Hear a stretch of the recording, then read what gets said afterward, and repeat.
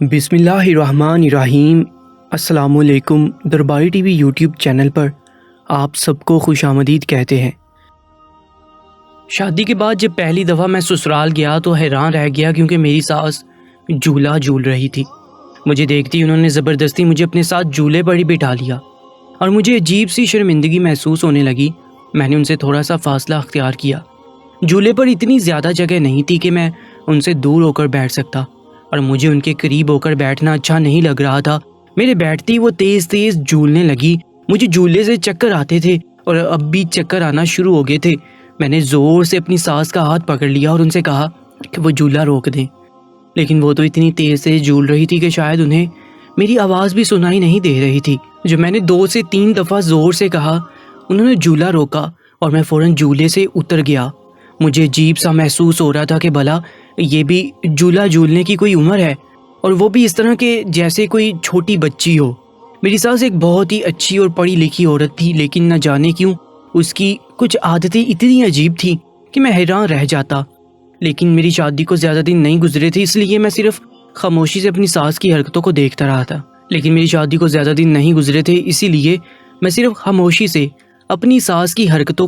تھا۔ میری ساس اپنی حرکتوں پر شرمندہ بھی نہیں ہوتی تھی، بلکہ شاید اس کے لیے تو یہ عام سی بات تھی، لیکن میں عجیب سی شرمندگی محسوس کرتا۔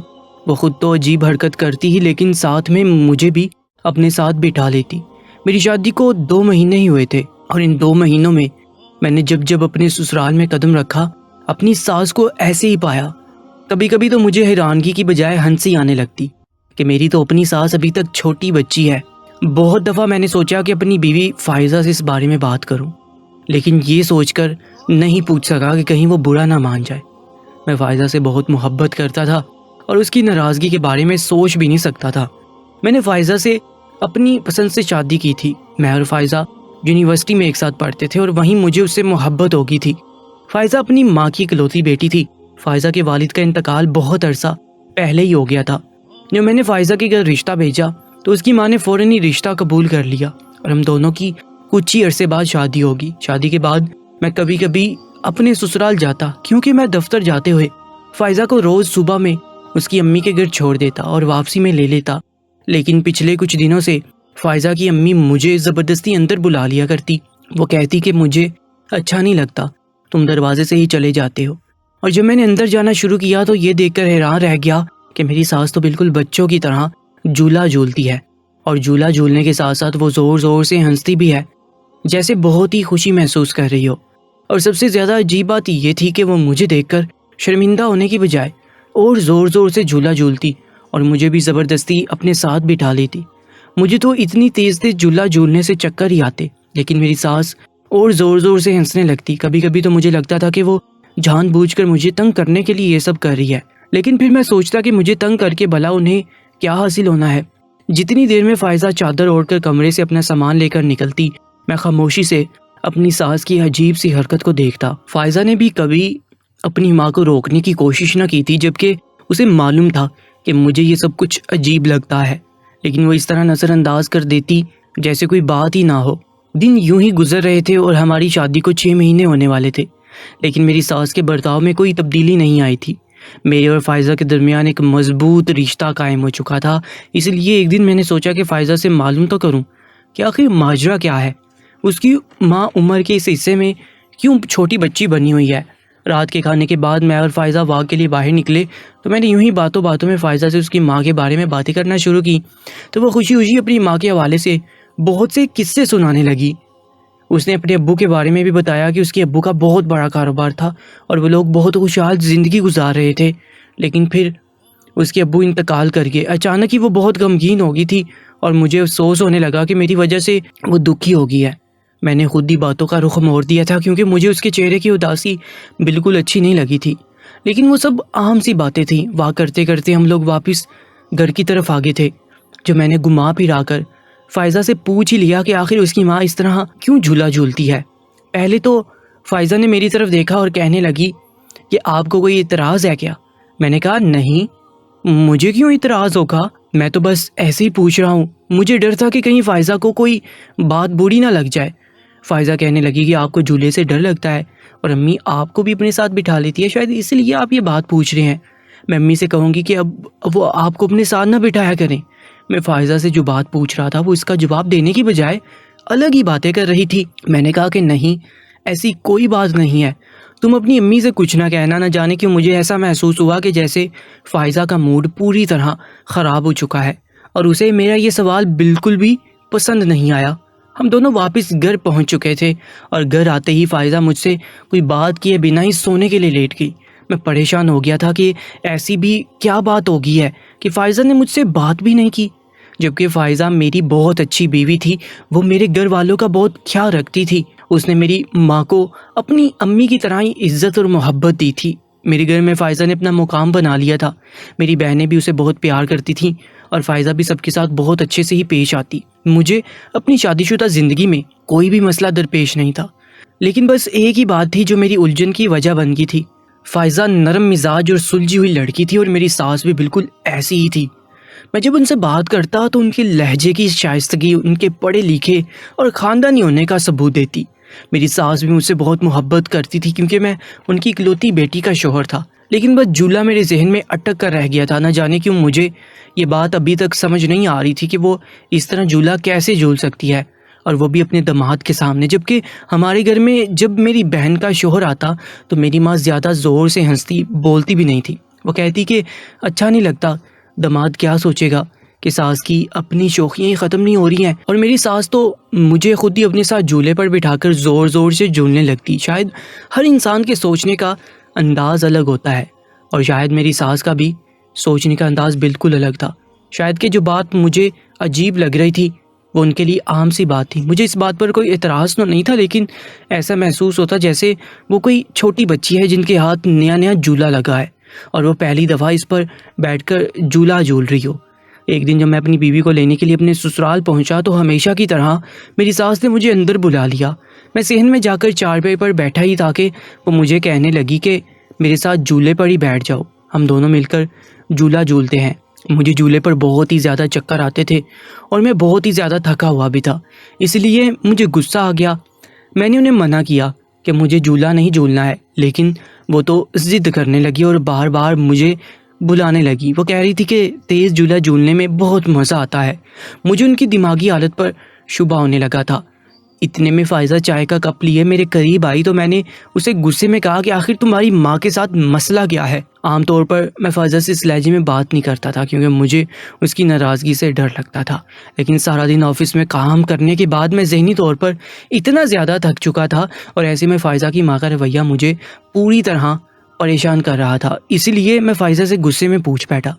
فائزہ نے ایک نظر اپنی ماں پر ڈالی جو جھولا جھولنے میں مصروف تھی، اور پھر میرا ہاتھ پکڑ کر مجھے اپنے کمرے کے اندر لے گئی جو شادی سے پہلے اسی کا کمرہ تھا۔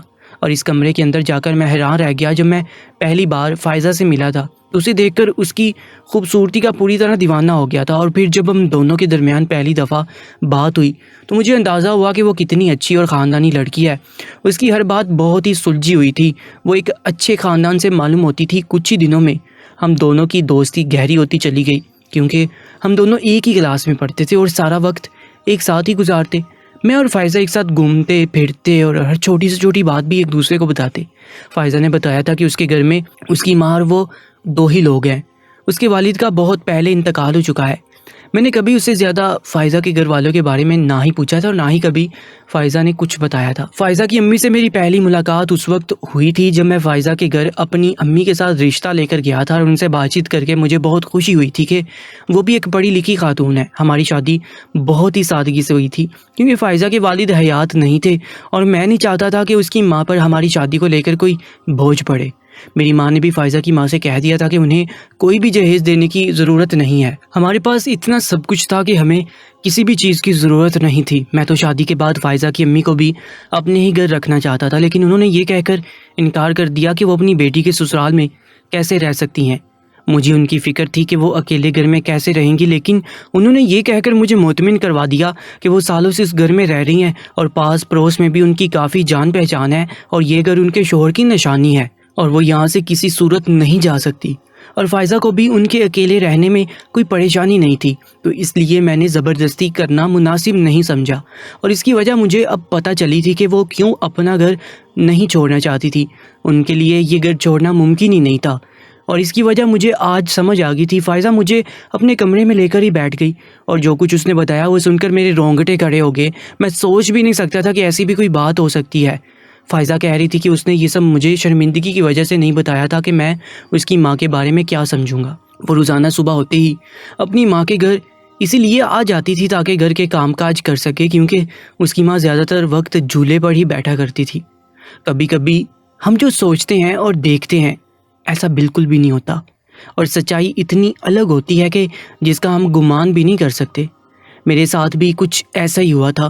میں تو اپنی ساس کو چھوٹی بچی سمجھ رہی تھی، اور کبھی کبھی تو مجھے ایسے لگتا کہ شاید وہ بچپن کی کوئی ادھوری حسرت کو پورا کرنا چاہتی ہو۔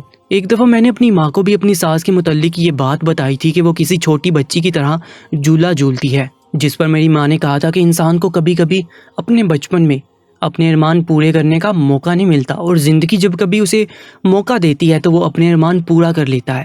ہو سکتا ہے کہ تمہاری ساس کو کبھی بچپن میں جھولا جھولنے کا موقع نہ ملا ہو، تو وہ اب اپنی خواہش پوری کر رہی ہو۔ میں حیرت سے اپنی ماں کو دیکھ رہا تھا، جو شاید پہلی ساس تھی جو اپنی بہو کی ماں کی بھی اچھائی دھونے کی کوشش کر رہی تھی، ورنہ عموماً ایسے رشتوں میں تو سب برائی ہی نکالتے ہیں۔ لیکن میں اپنی ماں کی بات سے متفق تھی، اسی لیے کافی عرصے سے خاموشی سے یہ سارا تماشا دیکھ رہا تھا، کیونکہ مجھے بھی تو بچپن سے ریموٹ کنٹرول گاڑی چلانے کا بہت شوق تھا، اور کیونکہ ابھی تک میں نے وہ نہیں چلائی تھی تو کبھی کبھی میرا دل کرتا تھا کہ میں کوئی ریموٹ کنٹرول گاڑی خریدوں۔ لیکن آج جب میں نے غصے میں فائزہ سے سختی سے پوچھا تو مجبوراً اس نے مجھے ساری حقیقت ہی بتا دی، جیسے جان کر میں اپنی ہی نظروں میں شرمندہ ہو گیا۔ فائزہ مجھے اپنے جس کمرے میں لے کر آئی تھی، میں اس سے پہلے کبھی اس کمرے میں نہیں آیا تھا، کیونکہ میری ساس ہمیشہ مجھے باہر صحن میں چارپائی پر بٹھا دیتی اور میں وہیں سے ہی واپس اپنے گھر چلا جاتا۔ اس کمرے میں آ کر میں حیران رہ گئی، کیونکہ یہ کمرہ پوری طرح کھلونوں سے بھرا ہوا تھا، اور یہاں بھی ایک دوسری قسم کا جھولا موجود تھا۔ فائزہ کہہ رہی تھی کہ وہ روز ہی یہاں آ کر سارے کام کاج کرنے کے ساتھ ساتھ سارے کھلونے بھی سمیٹتی ہے، اور کبھی کبھی وہ خود بھی اس جھولے پر جھولا جھولتی ہے۔ فائزہ کی آنکھوں میں نمی تھی۔ وہ بتا رہی تھی کہ اس کے والد کا جھولوں کا کاروبار تھا، اور وہ ہر قسم کے جھولے بنایا کرتے تھے۔ ان کے گھر میں جگہ جگہ جھولے موجود ہیں۔ وہ لوگ ایک خوشحال زندگی گزار رہے تھے کہ اچانک ہی ان کی زندگی میں ایسا بونچال آیا کہ سب کچھ تباہ ہو گیا۔ فائزہ کے ماں باپ کے علاوہ فائزہ کا ایک بھائی بھی تھا جو فائزہ سے چھوٹا تھا۔ اسے جھولا جھولنے کا بہت شوق تھا، اور وہ ہر وقت تیز تیز جھولا جھولتا۔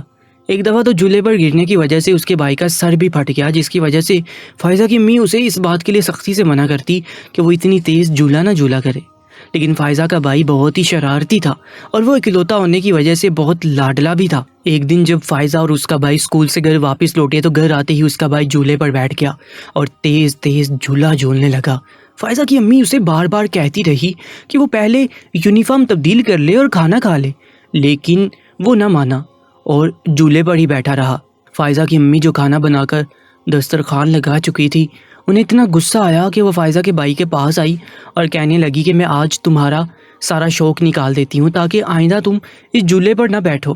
فائزہ کا بھائی ہنستے ہوئے اپنی ماں سے کہنے لگا کہ اماں، میں نہیں بیٹھوں گا تو تم میری جگہ بیٹھ جانا، مجھے خالی جھولا بالکل اچھا نہیں لگتا۔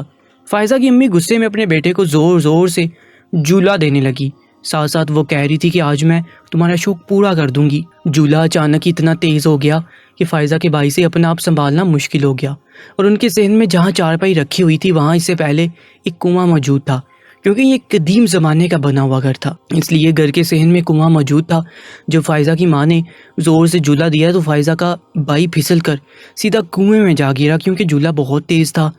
فائزہ کی ماں کی چیخوں سے سارا گھر گونج اٹھا تھا۔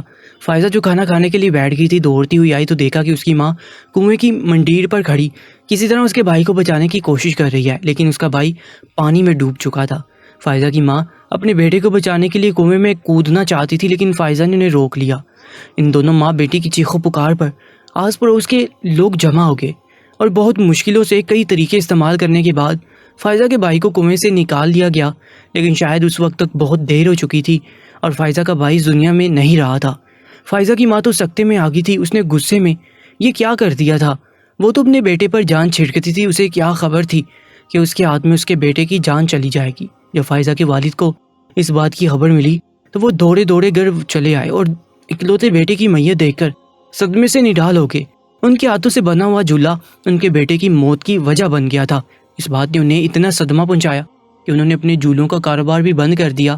عائشہ بالکل خاموش ہو گئی تھی، وہ نہ کوئی بات کرتی تھی اور نہ ہی کوئی بات سمجھتی تھی۔ فائزہ کے ابو نے کچھ ہی دنوں بعد گھر سے سارے جھولے ہٹانے کی کوشش کی تو فائزہ کی امی چیخ چیخ کر کہنے لگی کہ ان کے بیٹے کا جھولا اس گھر سے کہیں نہیں جائے گا، کیونکہ ان کے بیٹے نے کہا تھا کہ اس کے بعد اس کی ماں جھولا جھولے گی۔ فائزہ کے ابو کو لگا کہ وقتی طور پر وہ صدمے کے زیر اثر ہے، اس لیے انہوں نے یہ جھولا گھر میں ہی رہنے دیا، لیکن صحن میں موجود کنویں کو بند کروا دیا گیا۔ لیکن فائزہ کی امی کی حالت دن بہ دن بگڑتی جا رہی تھی۔ وہ شام ہوتے ہی جھولے پر بیٹھ جاتی اور زور زور سے جھولا جھولنے لگتی اور ان کی ہنسی سارے گھر میں گونجنے لگتی۔ فائزہ کے ابو جو پہلے ہی بیٹے کی موت کا غم جھیل رہے تھے، بیوی کی اس دماغی حالت نے انہیں پوری طرح توڑ کر رکھ دیا تھا اور وہ زیادہ دن اس بات کو برداشت نہ کرتے ہوئے خالق حقیقی سے جا ملے۔ اب فائزہ اور اس کی امی اکیلی رہ گئے تھے۔ فائزہ اتنی بڑی نہ تھی کہ وہ اپنی ماں کو سنبھال پاتی اور اس نے اپنی ماں کو حالات کے رحم و کرم پر چھوڑ دیا تھا۔ اس کی ماں سارا دن بالکل ٹھیک رہتی، لیکن شام ہوتے ہی خود ہی جھولے پر بیٹھ جاتی اور اس کے بعد کھلونوں سے کھیلنے لگتی۔ فائزہ کی لاکھ کوششوں کے باوجود بھی اس کی ماں کی حالت میں کوئی تبدیلی نہ آئی تھی۔ وہ ایک پڑھی لکھی اور سمجھدار خاتون تھی جسے بیٹے کی موت نے اس جگہ لا کھڑا کر دیا تھا۔ وہ بالکل چھوٹی سی بچی بن گئی تھی۔ وہ ایک ایسے دکھ میں زندہ تھی جس کا دعویٰ کرنا ان کے لیے ممکن نہیں تھا۔ فائزہ روزانہ یہاں آ کر اپنی ماں کو ان کی دوائیاں بھی کھلاتی اور گھر کے کام کاج کرنے کے ساتھ ساتھ خود بھی کمرے میں لگے جھولے پر بیٹھ کر اپنے بھائی کو یاد کرتی۔ اس کی اپنے بھائی کے ساتھ اپنے کمرے میں بہت خوبصورت یادیں موجود تھیں اور وہ اس کا بھائی ایک ساتھ ہی اسکول جاتے اور ہر وقت ساتھ ساتھ ہی رہتے۔ فائزہ کو بھی اپنے چھوٹے بھائی سے بہت محبت تھی اور وہ بھی اندر ہی اندر اس دکھ کو برداشت کر رہی تھی۔ فائزہ مجھے اپنے حصے کی کہانی سنا کر خاموش ہو گئی تھی اور میرے رونگٹے کھڑے ہو گئے تھے۔ میں بنا سچائی جانے اپنی ساس کے حوالے سے بہت سی باتیں اخذ کر چکا تھا، لیکن اب جب کہ حقیقت سے پردہ اٹھ گیا تھا تو میرا سر شرم سے جھک گیا تھا۔ جس جھولے کو دیکھ کر مجھے چیر آنے لگی تھی، آج اسے دیکھ کر مجھے شرم آ رہی تھی۔ ایک ماں اپنے بیٹے کی موت کا صدمہ جھیل رہی تھی، اور وہ بھی ایسی موت جس کے پیچھے کہیں نہ کہیں وہ وجہ خود ہی تھی۔ اور کسی بھی ماں کے لیے یہ بات موت کے برابر ہوتی ہے کہ اس کی اولاد کو اس کی وجہ سے کوئی ٹھیس پہنچے۔ میں نے فائزہ سے معافی مانگی تھی کہ میں نے اس کے ساتھ غلط رویہ اپنایا۔ جب میں گھر سے باہر نکلا تو فائزہ کی امی جھولے کے پاس ہی تھی۔ مجھے دیکھ کر کہنے لگی کہ جلدی سے جھولے پر بیٹھ جاؤ، میں تمہیں جھولا جھلا دیتی ہوں، پھر تمہیں اپنے گھر میں جانا ہوگا۔ آج مجھے ان کی بات بالکل بھی بری نہیں لگی تھی۔ میں جان گیا تھا کہ ان کی سالت کے پیچھے کیسا قرب چھپا ہے۔ میں مسکرا کر جھولے پر بیٹھ گیا اور وہ مجھے زور سے جھولا دینے لگی۔ فائزہ حیرت سے میری طرف دیکھ رہی تھی۔ میں نے مسکرا کر اسے سب ٹھیک ہے کا اشارہ دیا تو اس کے چہرے پر ایک سکون سا اتر آیا، جسے دیکھ کر مجھے خوشی محسوس ہوئی۔ اور اب تک یہ سوچ کر مجھے سچ نہیں بتا پا رہی تھی کہ میں کہیں اس کی ماں کو پاگل نہ سمجھ بیٹھوں۔ اس کی ماں پاگل نہیں تھی، بس اسے اس صدمے سے نکلنے کی ضرورت تھی، اور میں نے دل میں عہد کر لیا تھا کہ میں جلدی اس کی ماں کو اس صدمے سے باہر نکال دوں گا۔ تیز تیز جھولا جھولتے مجھے آج بھی چکر محسوس ہو رہے تھے، لیکن آج مجھے غصہ نہیں آ رہا تھا۔ کبھی کبھی ماں ایک غصے میں اپنے بچوں کے ساتھ سخت رویہ اپنا لیتی ہیں، لیکن ان کا مقصد اپنے بچے کو نقصان پہنچانا ہرگز بھی نہیں ہوتا۔ لیکن وہ کہتے ہیں نا کہ برا وقت بتا کر نہیں آتا، اس لیے احتیاط کا دامن تھامے رکھنے میں ہی عقل مندی ہے، ورنہ نہ چاہتے ہوئے بھی انسان کا کوئی بڑا نقصان اٹھانا پڑ سکتا ہے، جیسے کہ فائزہ کی امی کو اٹھانا پڑا۔ میرا ایک دوست سائیکیٹرسٹ ہے اور میں نے اسے اپنی ساس کا سارا مسئلہ بیان کر دیا۔ اس نے مجھے یقین دلایا تھا کہ کچھ مہینوں کے علاج کے بعد میری ساس کی حالت پہلے سے بہتر ہو جائے گی، اور یہ بات سن کر فائزہ کے دل میں امید کی ایک نئی کرن جاگی تھی۔ وہ بھی اپنی ماں کو پہلے کی طرح نارمل دیکھنا چاہتی تھی۔ دوستو، ایسی ہی سچی اور سبق آموز کہانیوں کے لیے ہمارے یوٹیوب چینل درباری ٹی وی کو سبسکرائب کر لیجیے گا۔ اپنا بہت زیادہ خیال رکھیں۔ اللہ نگہبان۔